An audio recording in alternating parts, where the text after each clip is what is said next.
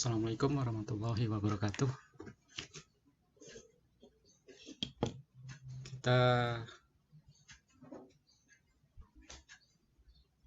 Kita bertemu lagi pada kuliah dinamika sistem. Untuk pertemuan yang ketiga ini kita bahas terkait dengan causal loop diagram. Oke. Pertama kita perlu ketahui dulu yang namanya causal diagram notation. Gitu ya.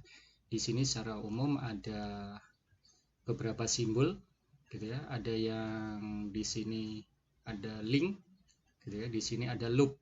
Nah, yang pertama adalah link pertama di sini link di mana ujungnya bernilai positif ataupun S. S ini adalah sim, gitu ya maksudnya. Ada yang menuliskan dengan positif, ada yang menuliskan dengan S. Di sini interpretasinya artinya adalah semua sama jika X meningkat maka Y meningkat di atas, gitu ya, dari apa yang seharusnya atau apa yang biasanya terjadi, gitu ya. Dan juga bisa di sini pengertiannya adalah jika X menurun maka Y juga menurun di bawah dari apa yang seharusnya terjadi. Nah, dalam kasus akumulasi, X ini akan menambahkan nilai Y, gitu ya, berakibat pada penambahan nilai Y. Contohnya di sini adalah product quality. Product quality meningkat, maka meningkatkan sales, gitu ya. Nah, kelahiran meningkat, populasi meningkat, gitu ya. Nah, berikutnya adalah kalau produk quality menurun, maka sales menurun, gitu ya. Kalau kelahiran berkurang, gitu ya, menurun, populasi menurun. Tidak, kita harus cek di ini. Ini untuk kasus akumulasi X pasti menambah Y, berarti pada saat kelahiran itu jumlahnya menurun, gitu ya, tingkat populasi itu menurun dari atau menurun di bawah dari yang biasanya atau yang seharusnya terjadi. Berarti contoh misalkan di sini populasi 100.000, gitu ya, tingkat kelahirannya 1.000, maka bertambah 101.000. Tapi berikutnya kelahiran itu turun jadi 500, gitu ya. Berarti di sini yang 101.000 tetap nambah jadi 101.500, tapi kan, gitu ya, penambahannya menurun, gitu ya, dibandingkan dengan yang seharusnya karena atau yang biasanya, karena sebelumnya terjadi penambahan kelahiran 1.000. Kemudian yang kedua adalah X, di sini linknya, gitu ya, bernilai minus, polaritinya bernilai minus atau O, ya, minus atau O. O ini opposite, gitu ya, berarti berlawanan. Berarti ini nanti arahnya akan berlawanan. Di sini interpretasinya adalah, gitu ya, semuanya sama jika X meningkat maka Y menurun di bawah apa yang seharusnya atau biasanya terjadi. Sedangkan sebaliknya jika X menurun maka Y meningkat di atas apa yang seharusnya terjadi. Nah, pada kasus akumulasi X ini nilai X akan mengurangi nilai Y, gitu ya. Nah, contohnya di sini misalkan produk price, gitu ya. Produk price meningkat, gitu ya. Biasanya apa? Salesnya menurun, gitu ya. Nah, kemudian kalau kematian ini kalau produk price-nya menurun maka salesnya meningkat, gitu. Kalau tingkat kematian meningkat, populasi berkurang, gitu ya. Nah, kalau tingkat kematian berkurang, populasi meningkat. Tidak, ya tetap berkurang, gitu ya. Tetapi di sini adalah berkurang tetap bertambah, tetapi, gitu ya. Kalau ini misalkan kematian berkurang, berarti populasinya itu bertambah, tetapi bertambahnya apa? Di sini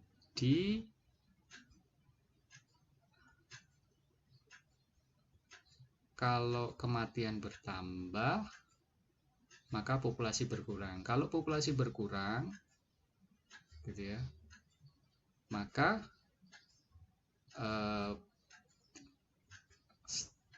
kalau kematian berkurang, maka populasi akan meningkat, gitu ya, meningkat di atas dari yang sebelumnya, gitu. Oke, berikutnya adalah simbol yang ketiga adalah di sini ada istilahnya adalah loop identifier, gitu. Kalau arah seperti ini adalah positif atau reinforcing loop, gitu ya. Kalau yang satunya negatif atau balancing loop. Oke. Berikutnya adalah ini contoh gitu ya. Kalau terkait dengan populasi dengan mengadop tadi gitu ya, simbol-simbol tadi, contoh di sini populasi dipengaruhi oleh kelahiran. Kelahiran ini dipengaruhi oleh persen tingkat kelahiran gitu ya. Berarti di sini contoh misalkan tingkat kelahirannya adalah 1%, gitu ya, populasinya 1000, berarti 1% dari 1000 10, berarti gitu ya, jumlah kelahirannya adalah 10. Berarti menambah populasi berarti 1010 gitu ya. Berikutnya di sini average lifetime-nya. Berarti average lifetime ini kalau meningkat berarti akan mengurangi jumlah kematian. Tapi kalau average lifetime-nya itu menurun gitu ya, lebih pendek, maka menambah jumlah kematian gitu ya. Oke. Nah, kemudian jumlah kematian ini dipengaruhi oleh average lifetime-nya dan juga populasi. Berarti nantinya adalah kalau kemudian bisa ini dibawa ke persentase gitu ya, itu ini bisa dikalikan tadi yang populasi 1000 misalkan average lifetime-nya kalau di persentase itu 1%, maka tingkat kematiannya adalah 10 gitu ya, sehingga itu akan mengurangi populasi 990 gitu. Nah, berikutnya adalah yang terkait dengan loop ini tadi gitu ya, simbol ini tadi ya, loop identifier-nya gitu ya. Karena ini kelahiran, kalau kelahiran meningkat populasi meningkat gitu ya, populasi meningkat kelahiran meningkat dan meningkat terus, maka kemudian ini nilainya adalah reinforce gitu ya, positif gitu. Nah, sedangkan untuk yang satunya gitu ya, karena di sini kalau populasi meningkat, tingkat kematian juga akan meningkat. Tingkat kematian meningkat akan mengurangi populasi. Populasi berkurang, tingkat kematian juga akan berkurang dan seterusnya. Ini adalah balancing gitu ya, karena akan mencari keseimbangan gitu ya. Tidak kemudian populasinya menurun terus kemudian habis, tidak. Apalagi kalau ditambah dengan yang kelahiran ini, berarti bisa jadi kalau birth rate-nya lebih tinggi dari death rate, berarti populasinya juga akan meningkat terus ya. Nah, ini adalah plus, ini adalah link polarity-nya gitu ya, plus minus ini. Ini adalah contoh gambaran secara lengkap untuk menggambarkan keempat notasi ini gitu ya. Oke. Kemudian perlu kita pahami berikutnya adalah tidak cukup hanya memahami causal loop diagram dengan contoh itu. Berikutnya kita perlu pahami adalah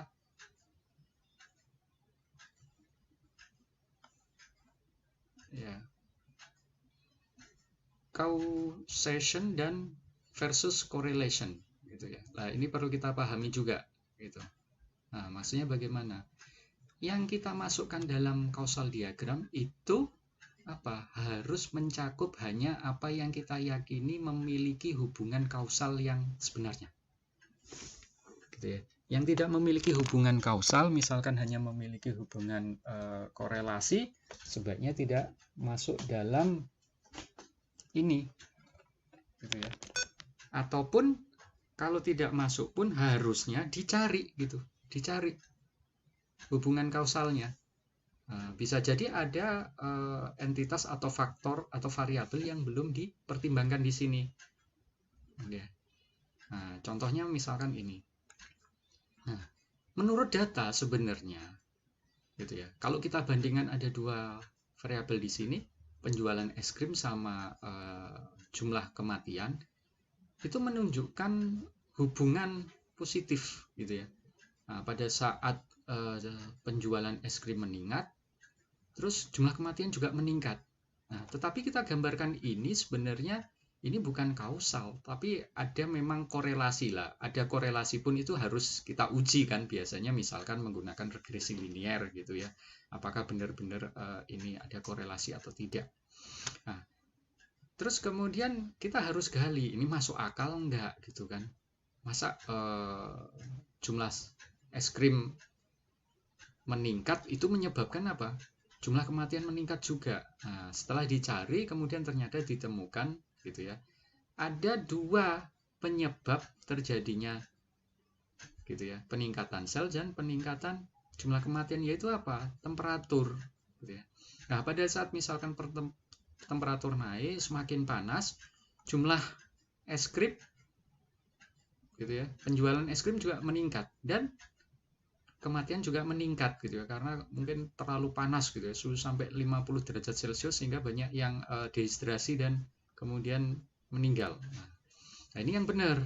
Kita harus cari benar-benar gitu ya, genuine kausal gitu ya, yang mempengaruhinya.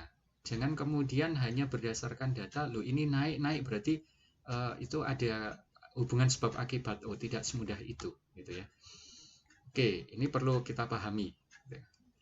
Berikutnya untuk labeling gitu ya, atau pemberian label polaritasnya gitu. Kita perlu perhatikan bahwa semua link harus diberi label dan pengenal gitu ya. Dan juga pengenal di sini perlu diberikan kepada untuk menunjukkan polaritas loopnya gitu ya, sehingga nanti bisa kita ketahui loop mana yang positif dan loop mana yang negatif. Nah, loop yang searah jarum jam gitu ya, seperti ini, searah jarum jam, dan satunya adalah berlawanan dengan jarum jam. Nah, biasanya digambarkan adalah untuk yang searah jarum jam gitu ya, ini adalah reinforce atau yang positif, kemudian yang berlawanan adalah balancing gitu ya. Oke, sehingga tidak bisa kemudian kita hanya gambarkan seperti ini kemudian tanpa label apapun juga gitu ya. Ini polaritasnya nggak jelas positif atau negatif gitu ya. Kemudian nanti yang loop identifier-nya ini juga nggak jelas gitu ya, R atau B. Tidak bisa seperti itu. Kita harus tuliskan di sini secara lengkap. Kemudian untuk menentukan loop polarity gitu ya. Kita untuk menentukan loop polarity kita lihat aja gitu ya. Pertama, cara yang paling cepat adalah hitung jumlah negatif linknya gitu ya, negatif link. Contoh misalkan ini, kalau negatif linknya itu jumlahnya genap gitu ya, berarti loopnya positif. Tapi kalau jika jumlahnya ganjil maka loop itu negatif ya. Contoh misalkan ini, kasus ini customer base gitu ya, meningkat, pasti juga loss rate-nya bisa meningkat gitu ya. Nah, sedangkan loss rate ini meningkat, customer base-nya menurun. Nah, di sini jumlahnya ini kan ada dua link gitu ya, yang satu positif satu negatif. Karena ini jumlah satu loop ini, loop tertutup ini hanya ada dua, satu positif negatif, dan negatif itu jumlahnya ganjil, maka ini bisa disimpulkan adalah loop balancing gitu ya, atau loop negatif. Nah, begitupun juga kalau ini jelas ya, ini semua positif ya pasti positif gitu ya. Nah, kalau misalkan nanti ada dua negatif berarti loopnya adalah positif. Ini cara yang cepat, tapi cara yang lebih tepat tapi lama gitu ya, kita bisa melacak pengaruh perubahan di sepanjang loop ini gitu ya. Nah, ini kan hanya 2 gitu, gampang. Kalau misalkan dalam satu closed loop itu di sini ada misalkan 5 bahkan sampai 10 gitu ya yang mengitari lah, ini cara cepatnya bisa pakai cara pertama atau kemudian kita lacak gitu ya. Jika efek umpan balik itu memperkuat perubahan awal, maka itu loop positif. Jika berlawanan, maka loop negatif gitu ya. Berarti tapi itu harus ditelusuri satu-satu gitu ya, perubahannya sampai kemudian balik lagi ke titik awalnya. Berikutnya kita perlu pahami juga dalam membuat causal loop diagram adalah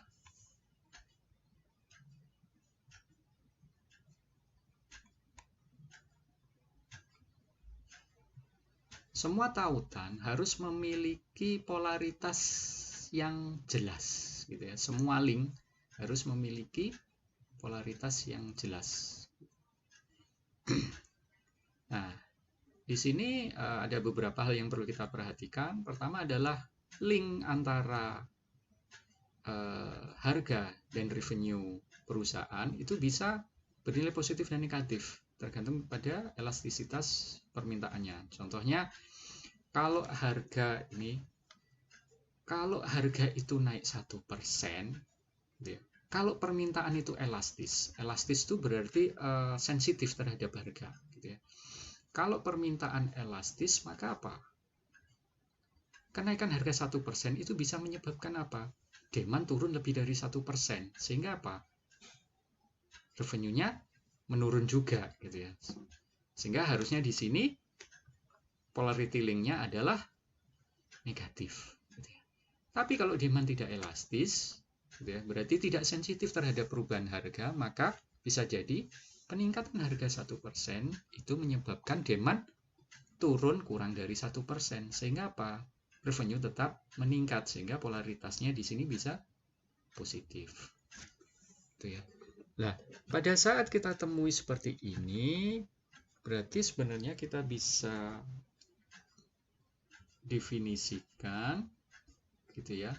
Kita bisa bedakan, mungkin ada variabel yang perlu kita tambahkan gitu ya. Sehingga kita bisa menggambarkan dalam jalur yang berbeda secara jelas dalam diagram kita gitu ya. Secara umum adalah revenue ini dipengaruhi dari harga dikalikan unit sales gitu ya. Nah, sehingga sekarang dari diagram yang ini kita perbaiki menjadi ini. Nah, pengertiannya bagaimana? Kalau kondisi itu tidak elastis, berarti sebenarnya bisa ini kan, harga naik, revenue juga tetap naik, gitu ya. Ini bukan berlaku akumulasi, gitu ya. Nah, berikutnya adalah jika harga naik, gitu ya, kalau kondisi elastis, maka unit sales-nya turun, gitu kan. Nah, pada saat unit sales itu turun, maka apa? Ini pengertiannya apa kalau positif? Bukan kemudian ini pengertiannya kalau unit sales turun, maka revenue naik. Enggak. Ini kan positif, itu artinya apa? Kalau ini turun, revenue juga turun ya. Tolong diingat. Kita kembali ke sini ya. Ini. Ya, pengertiannya apa? Jika X naik, maka Y juga naik. Sebaliknya, jika X turun, Y-nya turun. Kalau polaritinya positif gitu ya. Jangan lupakan ini gitu. Sedangkan untuk yang negatif sebaliknya gitu ya. Sehingga untuk kasus ini, nah berarti harga naik karena kondisi elastis, unit sales turun. Unit sales turun, maka revenue juga turun gitu ya. Begitu juga sebaliknya, kalau harga itu turun, maka sales naik. Saat sales naik, revenue naik, gitu ya. Oke, berikutnya yang perlu kita perhatikan adalah beri nama di loop Anda, gitu ya. Beri pengenal. Nah, misalkan di sini nama dan angka, gitu ya. Untuk apa? Meningkatkan kejelasan dari diagram Anda. Gitu. Contoh bisa jadi kan di sini banyak, gitu ya. loopnya gitu ya. Kalau B-nya bukan hanya satu, berarti Anda harus ini jelas, B atau R harus jelas. Kemudian berikutnya adalah ini harus jelas. Ini yang B1, B2, mungkin kalau ada B3 ya dituliskan B3. Kemudian ini R1, R2, kalau ada R3, R4 dan seterusnya juga harus dituliskan jelas. Gitu ya.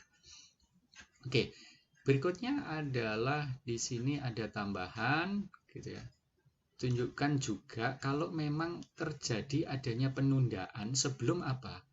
Faktor ya, faktor independen ini mempengaruhi faktor dependen gitu ya. Contohnya di kasus ini. Gitu ya. Sehingga ini juga harus dicantumkan gitu ya, delay ini dengan jelas gitu ya. Kalau memang terjadi delay, cantumkan di sini ya, contoh ini. Jangan sampai kemudian Anda hilangkan di sini karena delay sangat berpengaruh nanti terhadap perubahan dependent variable gitu ya. Nah, contohnya di sini adalah saat harga suatu produk naik, penawaran akan cenderung naik. Gitu ya. Harga produk naik, penawaran juga naik atau pasokan gitu ya. Itu akan naik. Nah, tetapi ini tidak terjadi secara langsung gitu ya. Terjadi ada suatu waktu untuk penyesuaian itu. Dan supply naik ini pada saat apa? Pada saat misalkan terjadi penundaan gitu ya, sampai kemudian apa? Terjadi ini kapasitas baru dibangun gitu ya. Misalkan nambah mesin gitu. Nah, atau misalkan ada perusahaan baru memasuki pasar sehingga kemudian supply baru naik. Berarti di sini butuh waktu, ada delay. Nah, ini juga perlu Anda perhatikan ya terkait dengan penambahan delay. Kemudian penamaan variabel. Variabel sebaiknya menggunakan kata benda atau frase kata benda, gitu ya. Nah, kemudian variabel juga harus memiliki arah yang jelas gitu ya, logika arah yang jelas gitu. Nah, contohnya di sini ini harus jelas gitu ya. Tidak boleh kita tuliskan misalkan di sini cost rise gitu ya. Price rise harus kata benda gitu ya. Kemudian di sini juga ini tidak jelas gitu feedback gitu ya. Feedback kan bisa positif negatif gitu ya. Mental attitude ini macam-macam jenisnya gitu. Sehingga harus diperjelas gitu. Ini pujian dari bos akan meningkatkan moral gitu. Semakin banyak pujian, moral meningkat gitu. Nah, ini harus jelas soalnya kalau ini nanti kan bisa ini meningkat ya, meningkat yang positif atau negatif. Nah, ini kan tidak jelas. Ini makanya perlu diperbaiki gitu ya. Kemudian pilih variabel gitu ya yang memiliki apa normal sense of direction-nya itu positif gitu. Sebisa mungkin seperti itu. Jangan kemudian contoh di sini biaya gitu ya. Biaya meningkat, proses juga meningkat. Benar kan? Masuk akal. Ya. Tapi sebaiknya Anda tuliskan yang positif gitu ya. Cost, profit gitu. Profit itu kan lebih ke arah sense of direction-nya itu positif gitu ya. Nah, sehingga cost naik, profitnya turun. Ya, ini lebih bisa dipilih. Tapi untuk kasus-kasus misalkan memang tujuannya adalah mengukur risiko, bisa jadi gitu ya, penulisan direction yang negatif ini masih bisa dibenarkan gitu ya. Tetapi ini tidak saklek ya, ini harus diubah gitu ya. Tergantung tujuannya apa, tergantung problemnya juga gitu ya. Kita perlu sesuaikan. Untuk beberapa kasus tertentu ini masih diperbolehkan, tapi ini lebih sebaiknya gitu ya. Kalau tidak bisa masih bisa diubah, tapi kalau tidak bisa dihindarkan ya kita masih boleh gitu ya menggunakan yang direction-nya negatif. Oke, berikutnya adalah tips gitu ya. Pada saat menggambar layout, berarti ini lebih ke arah penempatan gitu ya, tata letaknya. Nah, ini juga Anda perlu perhatikan, jangan sampai nanti tumpang tindih kemudian garisnya saling potong gitu ya, sehingga itu mengganggu kita memahami gitu ya. Nah, di sini kita bisa pertama adalah gunakan garis lengkung gitu ya. garis lengkung itu kan lebih fleksibel gitu ya, tidak bisa lebih fleksibel untuk menghindari perpotongan antar garis gitu ya. Kemudian coba juga buat important loop yang penting mengikuti ya pola sirkular gitu ya, seperti tadi gambarannya kan pola oval sirkular gitu ya, jalurnya gitu, zaman kemudian kotak atau yang lain gitu. Kemudian coba atur diagram Anda untuk meminimalkan garis bersilang ya, jangan sampai ada cross line, ini tolong dihindari. Kemudian jangan taruh gitu ya simbol-simbol yang tidak jelas di sekitar variabel dalam diagram sebab akibat, karena simbol yang tanpa makna ini nanti akan mengacaukan atau mengalihkan perhatian atau membuat pemahaman yang keliru gitu ya.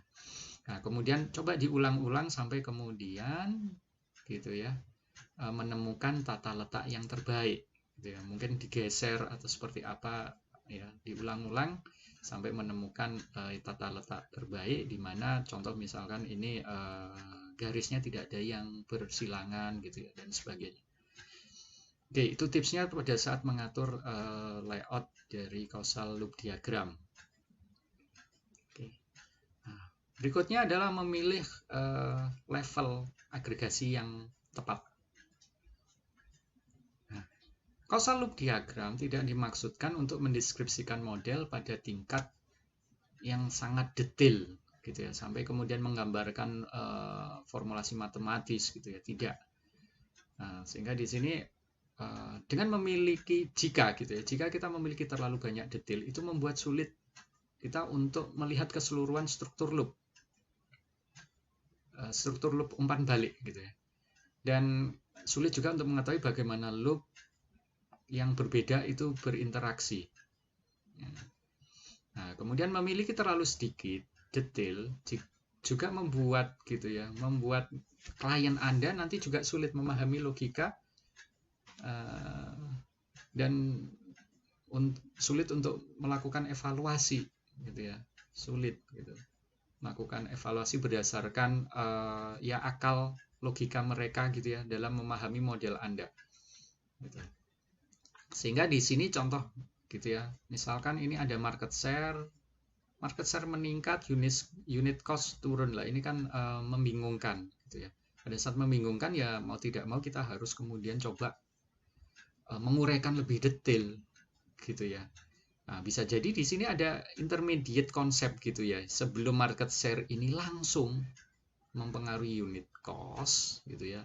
Nah, tentunya di sini sebelumnya mempengaruhi dulu gitu kan, ada production volume, berarti market share meningkat, itu volume produksinya juga meningkat, volume produksi meningkat gitu ya, cumulative production experience meningkat, sehingga apa, unit cost per unitnya gitu ya, atau HPP per unit itu bisa turun gitu. Karena apa, ini konsep economy of scale gitu ya.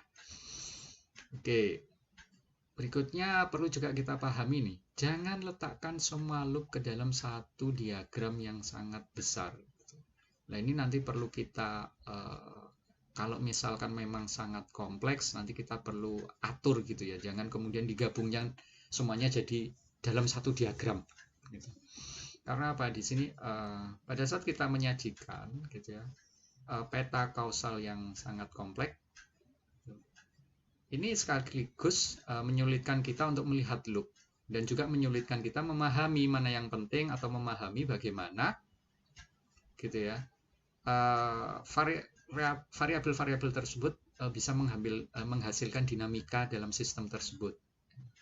Nah, coba tahan gitu ya, tahan godaan menaruh semua loop Anda gitu ya, dan yang sudah Anda identifikasi bersama klien dalam single comprehensive diagram, berarti semua dikumpulkan dalam satu diagram ya, seolah-olah mungkin mengesankan, tapi itu tidak begitu efektif untuk Anda komunikasikan dengan klien Anda ya.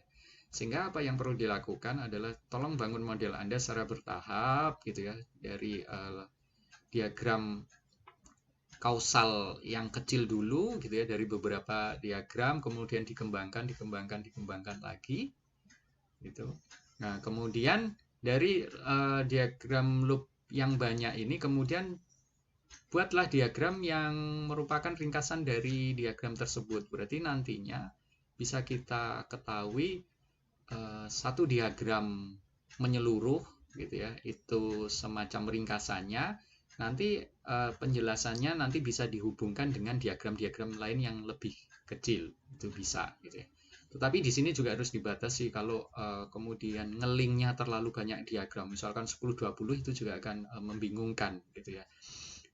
Anda bisa baca beberapa paper, mereka akan membagi itu gitu ya, dari diagram yang besar kemudian diagram yang lebih kecil, atau mungkin dari satu diagram dibagi mungkin 2 atau 3 diagram dengan apa?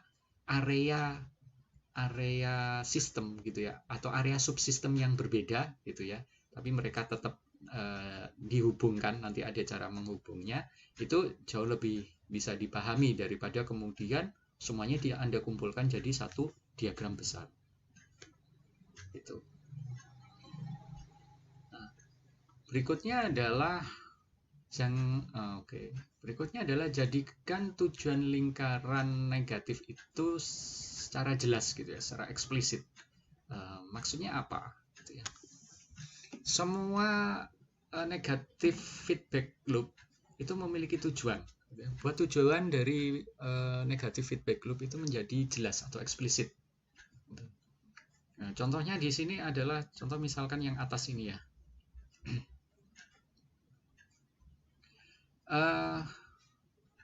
Tujuan loop itu ditentukan oleh keputusan manajemen. Ini kalau sekilas kita akan tahu di sini ya. Product quality kalau meningkat gitu ya. Program improvement quality-nya berkurang gitu ya, karena kan sudah meningkat ini. Pada saat program improvement-nya menurun gitu ya. Berarti apa? Produk quality-nya menurun juga gitu ya. Tolong jangan lupa ya, kalau plus ini adalah searah sim gitu ya. Sim, Anda ingat sim gitu ya. Kalau minus itu opposite, itu berarti berlawanan. Kalau ini menurun, kalau sim itu berarti ini juga produk quality-nya menurun. Cuman pertanyaannya adalah gitu ya. Pertanyaannya bagaimana untuk menentukan produk quality ini menurun atau tidak gitu ya. Makanya kemudian di sini perlu adanya, kalau ini kan tidak jelas lah, perlu penjelasan. Di sini apa? Ada desired product quality, berarti ada target gitu ya. Ada target. Nah, sehingga target ini sebagai pembanding gitu kan. Target ini sebagai pembanding. Sehingga dimana kalau di sini ada diskrepansi atau ada selisih perbedaan gitu ya, kemudian kita bisa tentukan ini quality shortfall-nya seberapa besar lah. Kemudian kalau kualitasnya menurun, baru kemudian meningkatkan apa? Quality improvement program gitu ya. Tetapi kalau misalkan di sini sebaliknya, berarti ini akan menurun gitu kan. Tetapi pada saat ini contoh misalkan ini quality-nya menurun, maka programnya meningkat, berarti produk quality-nya juga akan meningkat. Ini lebih jelas gitu ya. Sehingga di sini untuk negative loop-nya harus digambarkan tujuannya secara jelas gitu ya. Jangan kemudian langsung seperti ini gitu ya. Pembandingnya apa? Di sini tidak jelas di sini ya. Oke.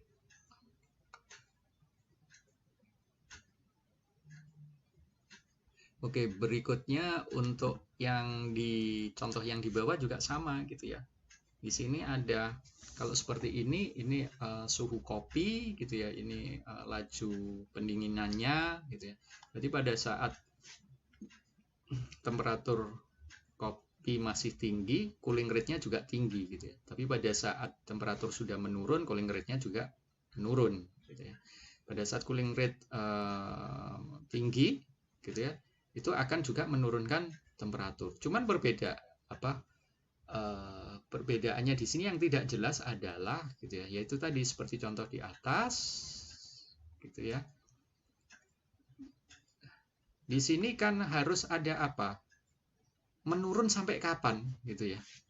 Menurunnya sampai kapan kan nggak mungkin kemudian sampai 0 derajat ya. Targetnya itu adalah apa? Kan selalu ada target. Nah, di sini juga kan sama, ini target, ini juga target. Targetnya apa? Suhu kamar gitu ya. Jadi pada saat suhu kamar tercapai ya sudah. Sehingga di sini kalau misalkan temperaturnya masih tinggi gitu ya. Terus kemudian di sini suhu kamar ada, ini ada perbedaan temperatur gitu ya. Pada saat masih ada perbedaan temperatur, berarti cooling rate-nya akan tinggi gitu ya. Nah, sehingga cooling rate tinggi ini akan mengurangi temperatur kopi yang awal. Nah, ini kan hukum termodinamika gitu ya. Seperti itu. Lah, cuman ini pun gitu ya. Ini juga tidak jelas. Masih bisa jadi tidak begitu jelas, sehingga kita sebenarnya perlu perjelas. Pada saat contoh misalkan di sini. Ini ada produk quality, kemudian ada quality shortfall gitu ya. Lah, biasanya di sini tentunya ada delay terkait dengan apa? Mungkin kan produk quality saat ini perlu diukur gitu ya. Berarti ada delay terkait dengan pengukuran gitu ya. Terus kemudian desain produk ini juga ada terkait dengan penentuan misalkan goal dari CEO-nya dan lain sebagainya. Berarti sebenarnya di sini tuh bisa jadi ada delay-delay yang belum tergambar di sini gitu ya. Ini kan baru persepsi saja gitu ya. Kita yang persepsikan ya sederhana seperti ini, tapi kenyataannya bagaimana? Kita perlu juga lihat kenyataannya, apakah benar seperti ini gitu ya. Makanya perlu kita ketahui yang berikutnya ini ya. Bedakan antara kondisi aktual dan persepsi ya. Yang tadi itu persepsi gitu ya, dimana di sini seringkali terjadi perbedaan yang signifikan antara keadaan yang sebenarnya dan persepsi tentang keadaan tersebut gitu ya oleh para aktor dalam sistem. Aktor di sini ya si pemodelnya ataupun si kliennya gitu ya. Sehingga mungkin ada penundaan yang disebabkan oleh proses pelaporan, pengukuran gitu ya, terkait dengan noise, kesalahan ukur, bias, distorsi gitu ya, dan lain sebagainya. Gitu. Seperti yang ditunjukkan di gambar sebelumnya, ini kan tidak tergambar kondisi itu ya, pengukuran, penundaan akibat pengukuran, mungkin kesalahan pengukuran, bias, noise, distorsi dan lain sebagainya belum ini kondisi aktualnya bisa jadi kemudian karena belum tergambar jelas gitu ya. Sehingga mungkin ada penundaan yang signifikan gitu ya dalam menilai kualitas, mengubah opini manajemen gitu dan lain sebagainya, sehingga perlu kemudian kita perbaiki dari diagram yang sebelumnya ini menjadi lebih lengkap seperti ini gitu ya. Di sini sama produk quality ada delay terkait apa? Pelaporan gitu ya, produk quality. Bisa jadi juga di sini ada faktor lain gitu ya, independent variable gitu ya, yang mempengaruhi yaitu terkait dengan bias dalam pelaporan. Nah, di sini pun nanti ada delay lagi gitu ya terkait dengan pada saat pelaporan ini gitu ya, manajemen perception terhadap kualitas produknya gitu ya. Dan ini juga ada manajemen bias ya terhadap kualitas yang tinggi itu seperti apa gitu ya. Ini bisa menjadi bias ini juga mempengaruhi persepsi ini gitu. Nah, kemudian berikutnya quality shortfall ini adalah dipengaruhi oleh manajemen perception dan juga produk quality yang diinginkan gitu ya, sehingga muncul ini. Ini kan tidak tergambar di sini gitu ya. Sehingga sebenarnya kita perlu menggambarkan itu cukup detail, terutama endogenous faktor atau endogenous variabelnya gitu ya, dan juga misalkan delay gitu ya, ini juga harus tergambar jelas di sini. Nah, setelah itu kemudian baru ini quality shortfall juga tidak langsung gitu kan ya akan meningkatkan improvement program, ada delay juga gitu, tergantung jenisnya seperti apa, baru kemudian dibuat program improvementnya seperti apa gitu ya.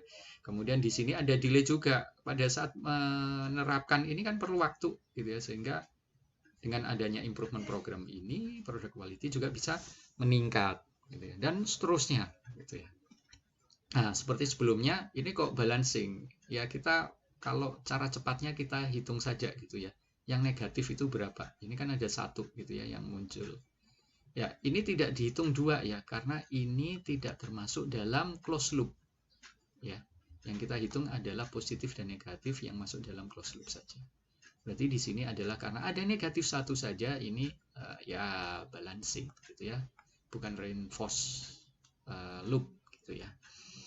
Oke, itu gambarannya. Apalagi bisa jadi gitu ya, bias yang lain gitu terkait dengan bisa jadi kan ada staf penjualan gitu yang tidak melaporkan secara lengkap gitu ya ke kantor pusat gitu, karena ya memang ada aturan gitu ya, tidak boleh melaporkan semua keluhan, berarti harus difilter dulu gitu lah. Itu juga bisa kemudian menyebabkan bias gitu ya di sini, terutama terkait dengan ini persepsi gitu ya, karena ada bias di sini yang dipengaruhi oleh pelaporan si stafnya gitu ya.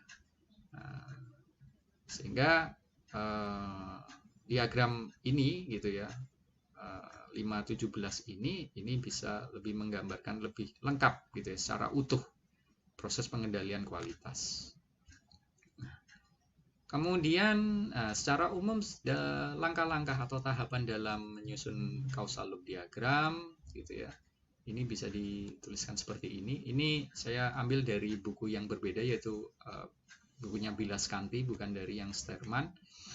Kita bisa mendefinisikan problem dan goals-nya atau objektifnya, kemudian mengidentifikasi ya most important element. Dulu kita identifikasi, baru secondary important element, kemudian tertiary important element kalau ada. Biasanya seringkali adalah most dan secondary ini kita harus bisa definisikan.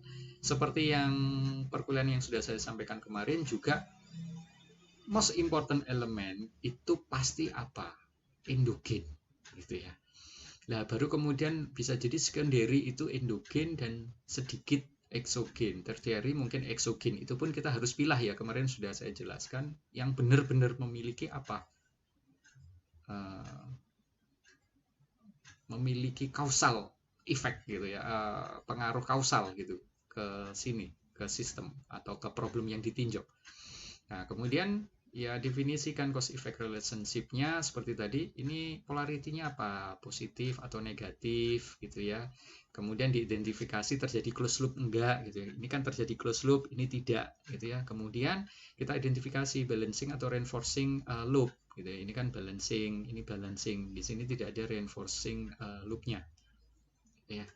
Nah, itu adalah tahapan yang perlu Anda pahami pada saat membuat causal loop diagram.